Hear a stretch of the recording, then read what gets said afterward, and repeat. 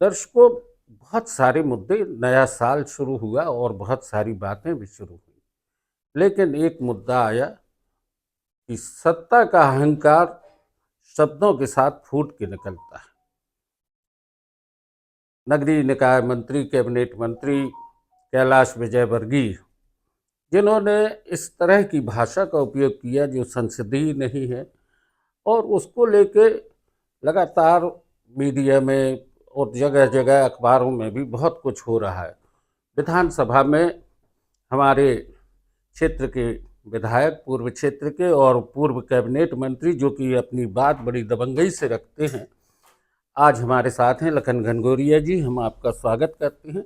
आपको क्या लगता है कि 14 लोगों की मौत, 14 से 15 लोगों की मौत हुई, और इस मामले में जब एक पत्रकार सवाल कर रहा है तो कैलाश विजयवर्गीय द्वारा जो जवाब दिए गए वो किस तरह के?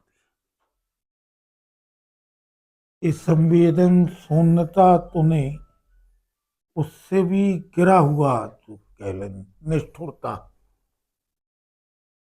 ये भारतीय जनता पार्टी के तमाम नेताओं के दिलो दिमाग में भरी है। दम्भ इतना है कि घमंड में कहीं भी कुछ भी बोल जाते हैं। घटना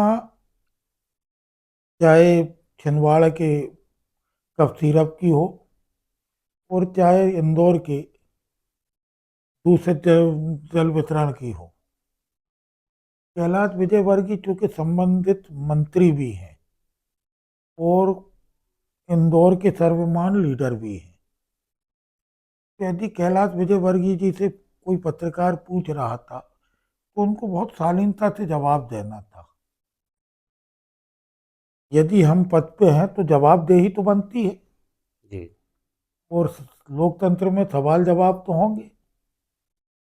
एक व्यापकता जो होना चाहिए, गंभीरता होना चाहिए जनमानस के प्रति, वो दिखी नहीं। और ये पहला वाक्य नहीं है, इसके पहले भी कैलाश विजयवर्गीय जी हमेशा इस तरीके की बात करने में बहुत मशहूर हैं, चाहे वो हो चाहे उनका बेटा हो। तो एक तरीके से कह ले, ये सत्ता का दम्भ है। 16 लोगों का एकदम से दूषित पानी पीने से मरना, और फिर उसमें इस बात की पुष्टि भी होना कि हाँ वो पानी दूषित था। जी। पीएम रिपोर्ट में भी सारी चीजें आ गई। वहाँ का मुख्य स्वास्थ्य अधिकारी ने भी इस बात की पुष्टि कर दी। तो जब पुष्टि कर दी तो बजाय बचाव करने के, इनको इस तरीके से आक्रामक नहीं होना चाहिए, पहली चीज। दूसरी चीज, कम से कम 1,500 लोग आज भी उस दूषित जल से पीड़ित हुए हैं, और कम से कम 100-150 लोग, 200 लोग अभी भी एडमिट है। जब ऐसी परिस्थितियां हैं तो इन सब, जब आप श्रेय लेते हो बहुत स्वच्छता का, अवार्ड का श्रेय आप लेते हो, तो नाकामी की भी जवाबदारी लेना चाहिए। निश्चित है, इंदौर सर्वश्रेष्ठ है, इंदौर स्वच्छता में नंबर 1 है। ये सारे श्रेय लेने के समय जिस तरीके से आप खड़े होते हैं, तो आपको इन बातों को भी मुखर होकर लेना चाहिए कि आपसे गलती हुई है। अब इसमें एक बात और आती है कि जल प्रदाय व्यवस्थाएं, पीएचई मंत्री, उसकी भी जिम्मेदारी तय होना चाहिए। नगरीय निकाय में जल वितरण एक ही उस पे होती है, नगर निगम में। पीएचई हो, पीडब्ल्यूडी हो, स्वास्थ्य हो, खाद्य हो, सब नगर निगम के अधीन है। यहाँ मसला नगर निगम का है, यहाँ पीएचई का नहीं है। नगरीय क्षेत्रों में जो जल वितरण की व्यवस्था है, उसका संचालन, नियोजन, निर्धारण, सब कुछ नगर निगम करता है। और उस शहरी विकास मंत्री कैलाश विजयवर्गीय जी है, नगर निगम इनके अधीन है, ये वहाँ के महापौर रहे, चलती इनकी है। यदि नहीं चलती है आपकी, तो फिर आपको कम से कम उस पद पे नहीं रहना चाहिए मंत्री के, आपको छोड़ देना था नहीं चलती। आपके शहर में सारी हर चीज़ों का आप कहते, देश में नंबर 1 की बात करते हो, आप वृक्षारोपण में बहुत अच्छा श्रेय लेते हो, लेकिन ये तो कल ही खुल गई। ये तो साफ हो गया, सामने हो गया। तो ये कुल मिला के चाहे कैलाश विजयवर्गीय जी हों, और बड़ी अजीब बात है कि वो प्रभारी मंत्री भी मुख्यमंत्री हैं, इंदौर के प्रभारी मंत्री मुख्यमंत्री हैं। तो जवाबदेही तो ये इससे बच क्यों रहे हैं? निश्चित नाकामी तौर थे। पर मुख्यमंत्री मोहन यादव जब वहाँ के प्रभारी मंत्री हैं और कैलाश विजयवर्गीय एक दमदार मंत्री, कैबिनेट मंत्री के तौर पे हैं और उसी विभाग के मंत्री हैं, तो जवाबदेही दोनों की बनती है। अब मुद्दा आता है जबलपुर में भी स्थितियां ऐसी ही हैं। नाली के नीचे से पाइपलाइन जा रही हैं, कई जगह पे पाइपलाइन फूटी हैं, कई जगह पे दूषित जल की स्थितियां बनती हैं। जबलपुर नगर निगम इससे सबक लेगी क्या? जबलपुर नगर निगम इंदौर नगर निगम से बहुत पीछे है।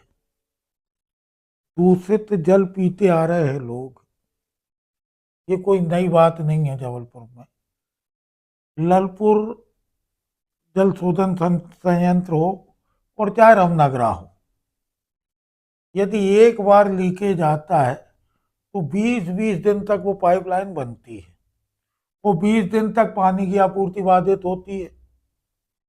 कमोबेश यही स्थिति ललपुर में है। कितने एमएलडी पानी ललपुर से जाता, कितने एमएलडी रामपुरा से जाता, कितनी टंकियां संचालित हो रही हैं। यदि अपन इनका सबका योग करें तो नगर निगम जबलपुर वैसे ही नाकाम है। अभी भी लोग, मैं अपनी विधानसभा में आपके अपने निजी टैंकर से पानी पहुंचा रहा हूं। 9 टैंकर है हमारे, खुद के ट्रैक्टर, खुद का टैंकर, कोई सरकारी फंड का नहीं है। तो जबलपुर चाहे कोई भी विधानसभा हो, जल प्रदाय के मामले में बहुत पीछे है। और जो है भी दूषित पानी, आपको शायद याद हो भोंगा द्वार में एक मरा बंदर मिला था, दूषित पानी था। ये बात हमने विधानसभा में उठाई थी, तब ये बात निकल के सामने आई थी कि वहां पे केमिस्ट है कि नहीं। भोंगा द्वार जल शोधन संयंत्र में पता चला कि वहां केमिस्ट नहीं है, चपरासी एलम डालता है, चौकीदार एलम डालता है। वैसे ही रांझी का फिल्टर प्लांट, आपको मालूम होगा कि कितना, अभी कुछ दिन पहले कितना पूरा मीडिया ने छापा था कि टनों कचरा उसके अंदर था जब सफाई हुई। तो जब सफाई नहीं होती है तो पानी दूषित तो होगा। पहले की व्यवस्था ऐसी थी कि नालियों के अंदर से डाल दिया, तो कई जगह है। और अपने यहाँ इतने संसाधन नहीं है। हम ये कह लें कि अपने यहाँ के लोगों की इम्यूनिटी अच्छी है कि इसके बाद शहर है। दोस्तों, ये बात भी बहुत सही है कि हम आदी हो चुके हैं जबलपुर शहर में इस तरह के पानी को पीने के लिए। और एक बात बहुत ज़रूरी है, जब 2014 में चुनाव हुए थे लोकसभा के, हमारे माननीय प्रधान सेवक प्रधानमंत्री जी की एक सभा हुई थी स्टेडियम में, रविशंकर शुक्ल स्टेडियम में। उन्होंने जो बात कही थी उसको फिर से ध्यान दिलाएंगे कि देश के हर आदमी का हक है कि उसको शुद्ध पानी मिले, एक घूंट पानी तो कम से कम शुद्ध मिलना चाहिए, बात उन्होंने कही थी। और उसके बाद पूरे देश की स्थिति देखने में आ रही है, खासकर मध्य प्रदेश की, कि दूषित जल से 15 लोगों की मौत हो गई, 200 से ज़्यादा लोग आज भी अस्पतालों में हैं। और मंत्री अपने ऊपर सवाल पूछे जाने पर जिस तरह के शब्दों का प्रयोग करते हैं, शायद वो बोलना मुनासिब नहीं है।